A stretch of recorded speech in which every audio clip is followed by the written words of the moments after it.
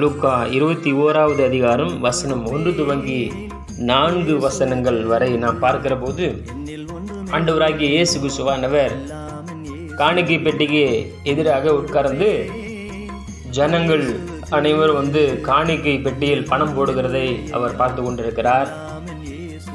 அநேக ஐஸ்வர்யவான்கள் அந்த காணிக்கை பெட்டியில் அதிகமாய் பணம் செலுத்தி போனார்கள். அதே சமயங்களில் ஒரு ஏழை விதவை ஒரு துட்டுக்கு சரியான 2 காசுகளை போட்டு கடந்து போனால், இதை அனைத்தையும் ஆண்டவராகிய இயேசு கிறிஸ்து பார்த்து கொண்டிருந்தார். பார்த்து கொண்டு தம்முடைய சீஷர்களை அழைத்து காணிக்கை பெட்டியில் பணம் போட்ட மற்ற எல்லோரையும் பார்க்கிலும் இந்த ஏழை விதவை தாய் அதிகமாய் போட்டாள் என்று இயேசு சொன்னாராம். காரணம் என்ன?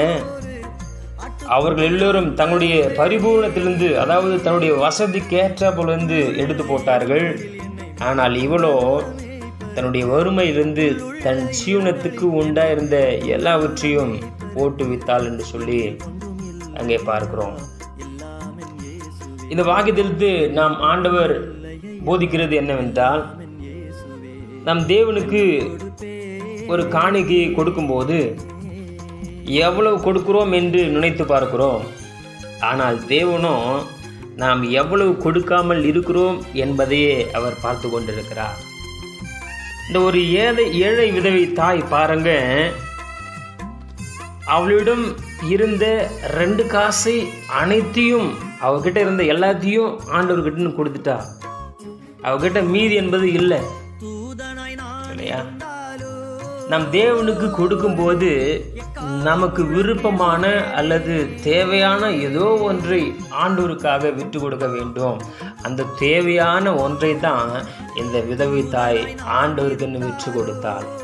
ஹல்லேலூயா! கொடுப்பதின் சாராம்சமே தியாகம். இன்னைக்கு நாம் எல்லோரும் நினைச்சிட்டு இருக்கிறோம், முடிந்ததை மட்டுமே கொடுப்பதில் நாம் திருப்தி காணுகிறோம். அதுவல்ல, நம்மால் முடியாததற்கும் மேலாக, அதாவது திராணிக்கும் மிஞ்சியும் நாம் கொடுக்கப்பட வேண்டும். நாம் எப்படி செய்வோம்னா, அதாவது அதுக்கேற்ற போல ஆண்டவர் நமக்கு பலன் கொடுப்பார். நாம் எந்த அளவுக்கு தியாகமாக மற்றவர்களுக்கோ அல்லது ஊழியத்துக்கு ஆண்டவருக்கு நாம் கொடுக்கும்போது அந்த அளவுக்கு ஆண்டவர் நமக்கு கொடுக்க, அந்த அளவுக்கு ஆண்டவர் நமக்கு பலனளிக்க வல்லவராக இருக்கிறார். வேதத்தில் ஒரு வசனம் வாசிக்கிறோம், உதாரண குணம் உள்ள ஆத்துமா செழிக்கும் இல்லையா? அந்த செழிப்பை கர்த்தர் நமக்கு கொடுக்க வல்லவராக இருக்கிறார். God bless you.